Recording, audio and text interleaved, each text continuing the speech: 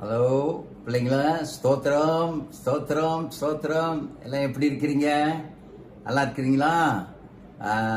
Sunday ஸ்கூலெல்லாம் எப்படி நீங்கள் உங்களோட பாடத்தெல்லாம் எப்படி செய்கிறீங்க?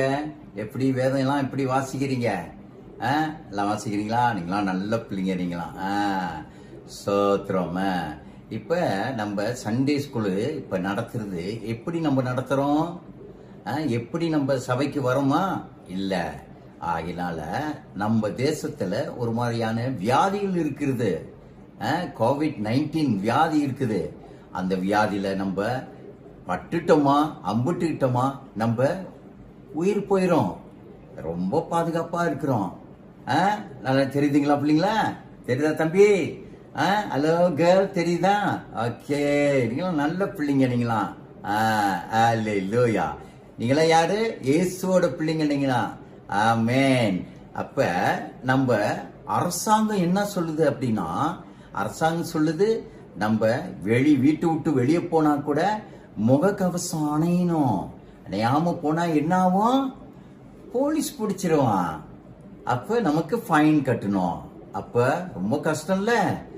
அதனால அரசாங்கம் என்ன நடவடிக்கை நமக்கு சொல்லுதோ அது பிரகாரம் நம்ம நடக்கும்போது நம்ம நல்ல ஆரோக்கியமாக இருப்போம். அதுதான் பிரயாசப்பட்டு அரசாங்கமும் சொல்லுது. அதன் பிரகாரம் நம்ம நடக்கணும். ஆகையினால இந்த மாசம் உங்களுக்கு என்ன மாசம்னு தெரியுமா? இந்த மாசம் தான் கிறிஸ்துமஸ். அப்ப கிறிஸ்துமஸ் நம்ம எப்படி கொண்டாடுறது? நம்ம வீட்டோட தான் கொண்டாடணும். அரசாங்கம் என்ன சொன்னிச்சு? எல்லாம் கும்பலா போகக்கூடாது. யார் வீட்டுக்கும் கும்பலா போகக்கூடாது. அது ரொம்ப தப்பு. நம்ம வீட்டோட நம்ம குடும்பத்தோட தான் கொண்டாடணும். அந்த கிறிஸ்துமஸ் ஆண்டவர் இப்படியா நியமிச்சிருக்கிறாரு. இந்த வருஷம் கிறிஸ்துமஸ் வர வருஷமெல்லாம் வேற மாதிரி நமக்கு சுதந்திரத்தை கொடுப்பாருன்னு நம்ம விசுவாசிப்போம், நம்ம ஜெபிப்போம். ஆமாவா பிள்ளைங்களா? அதன் பிரகாரம் நீங்க நடக்கணும். ஓகேவா? சோ இப்ப உங்களுக்காக நான் ஜெபிக்க போறேன். ஓகேவா? எல்லாம் நீங்க கண்ணை மூடிக்கிட்டு என்னைய பாருங்க. என்னைய பார்க்காதீங்க, கண்ணை மூடிக்கிட்டு ஆண்டவரை பாருங்க. ஓகேவா? ஓகே. ஸ்தோத்திரம் ஸ்தோத்திரம் ஸ்தோத்திரம்.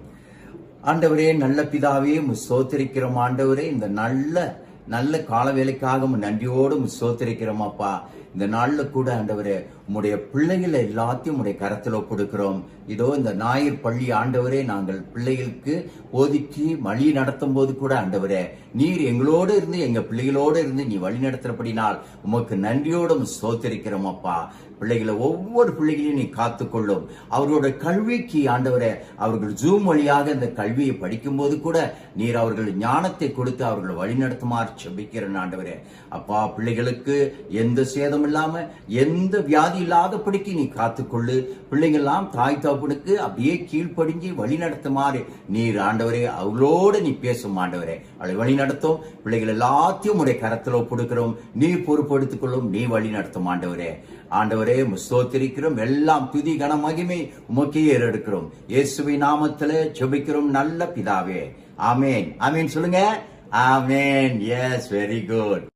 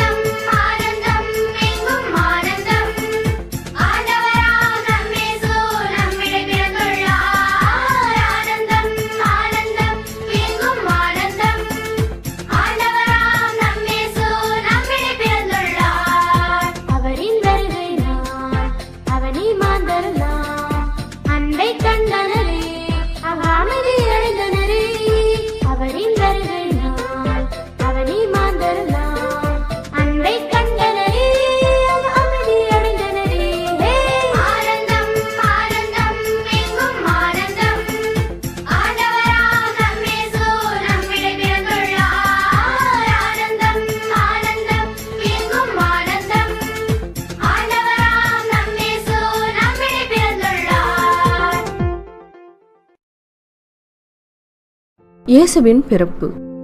முன்னொரு காலத்தில் நசரத் என்ற இடத்தில் மேரி என்ற யூத பெண் வசித்து வந்தாள்.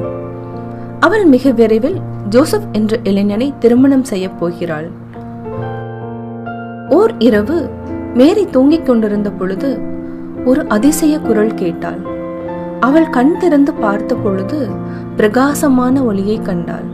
திடீரென்று அவள் முன்னால் ஒரு தேவதூதர் நின்று கொண்டு இருந்தார்.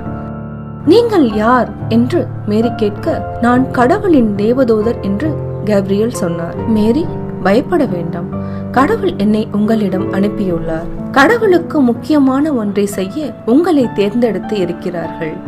சிறந்த சேவைக்காக கடவுள் என்னை தேர்ந்தெடுத்துள்ளார் என்பதை அறிந்து நான் மிக்க மகிழ்ச்சி அடைகிறேன். கடவுளின் விருப்பத்தை நிறைவேற்ற நான் எதையும் செய்வேன். மிக விரைவில் உங்களுக்கு ஒரு மகன் பிறப்பான் என்று கேப்ரியல் சொன்னார். உங்களுடைய மகனை இயேசு என்று அழைப்பார்கள். இவர் கடவுளின் குழந்தை. இவர் மக்களுக்காக பெரிய நல்ல காரியங்களையும் நல்ல செயல்களையும் செய்வார். எனக்கு மகனா? இது எப்படி சாத்தியமாகும்? எனக்கு இன்னும் திருமணம் கூட ஆகவில்லையே. மேரி அதிர்ச்சியானாலும் அவள் அமைதியாகிறாள். நான் கொடுத்து வைத்தவள் என்று தேவதூதரை பார்த்து தலை வணங்கினாள். மேரி நிமிர்ந்த பொழுது தேவதூதர் மறைந்தார். அடுத்த நாள் காலையில் மேரி ஜோசப்பிடம் என்ன நடந்தது என்றும் தேவதூதர் சொன்னதையும் சொல்கிறாள். இவர்கள் இருவரும் திருமணம் செய்து கொள்ள முடிவு செய்கிறார்கள்.